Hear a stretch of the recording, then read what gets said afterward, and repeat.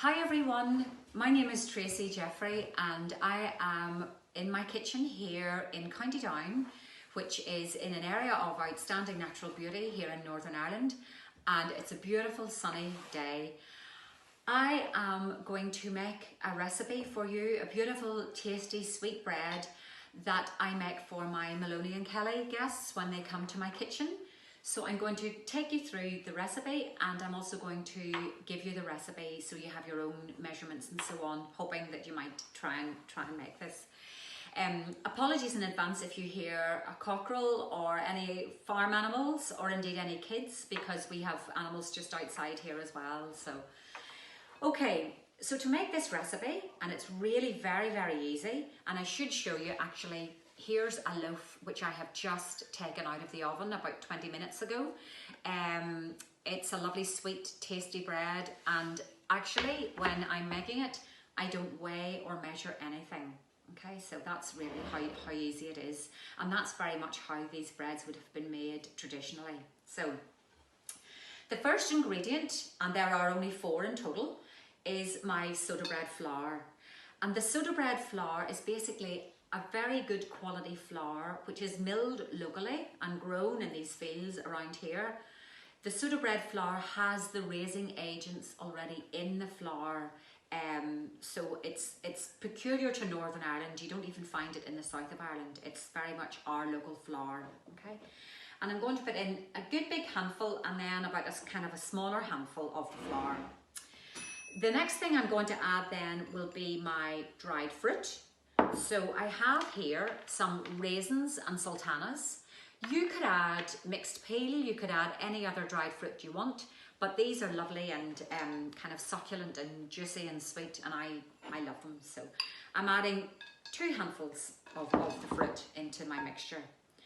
Then the next thing is your caster sugar, and caster sugar is basically just what we would call a finer granulated sugar. It's perfect for baking and making sweet dishes, and I put in 2 liberal tablespoonfuls of it. Even if I'm having this bread with, say, cheese or whatever, I still think you want to have that little bit of sweetness to it. Okay, and then my last ingredient here is just a little bit of baking soda or bicarbonate of soda. I've mentioned that the raising agents are already in the flour, but because this is a heavier dough, I'm just giving it a bit of an extra hand. So next thing you do is just amalgamate, get all your ingredients together, introduce maybe a little bit of air. I'm only doing this maybe 3 or 4 times, okay? And that's it. So there it is so far.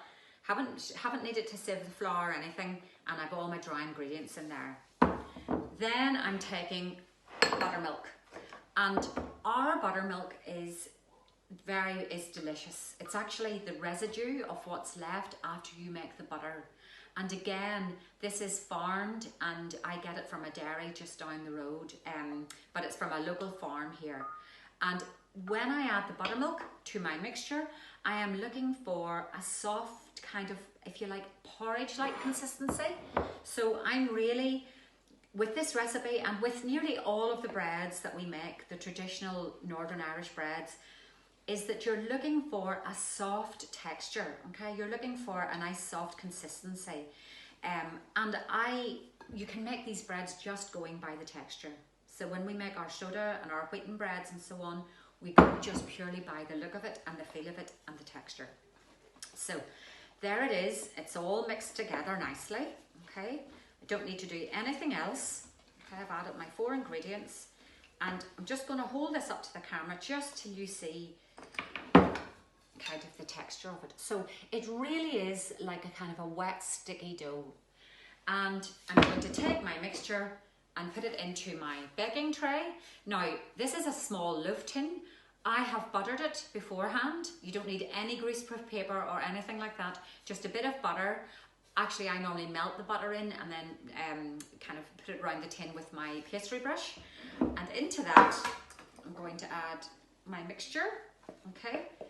And there it is. So, mixture in the tin, okay? Just spread it out as you would do to the 4 corners. And then the last thing I do, which you can choose to do or not as you please, but I find it gives it a lovely crunch, is I'm adding a little bit of demerara sugar, right? And demerara sugar is like almost like a muscovado sugar. It's this very, it's a brown sugar and it's a sweet sugar, but this is, the granules of this are slightly coarser. And I just apply that liberally to the top of the loaf. And then I put this into the oven at about 160, 170 for about 25 to 30 minutes.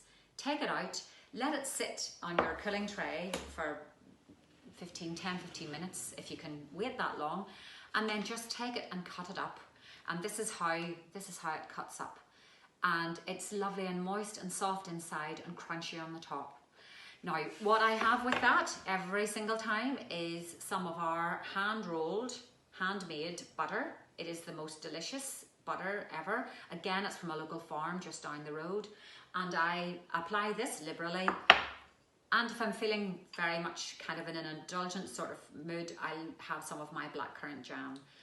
Blackcurrants are actually in season at the minute, so I'm out picking those day and daily.